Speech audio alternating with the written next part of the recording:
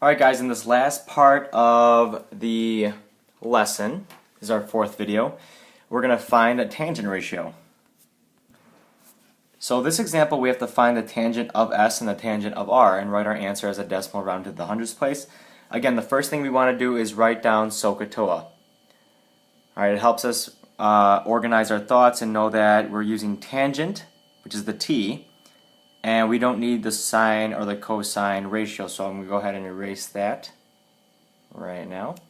Okay, so then the tangent would be opposite over adjacent. So since we're finding tangent of s and tangent of r, we focus on TOA. Alright, so then tangent of s, let's focus on one ratio at a time.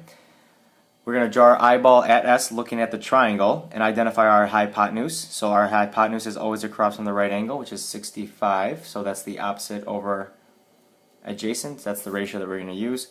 The opposite side, the hypotenuse is 65, so that's SR. So right now I'm going to identify where the opposite hypotenuse and adjacent sides are.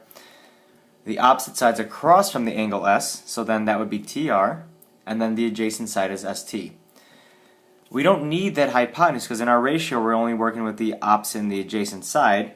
So then that being said, let's fill in what we know. The opposite side's 60 and the adjacent side's 25. Reducing that fraction down, not making it a mixed number, but just reducing it, we get 12 over 5, so then tangent of s is equal to 12 over 5. Since our answer needs to be written as a decimal according to our directions, we're going to take 12 divided by 5 and we're going to get 2.4.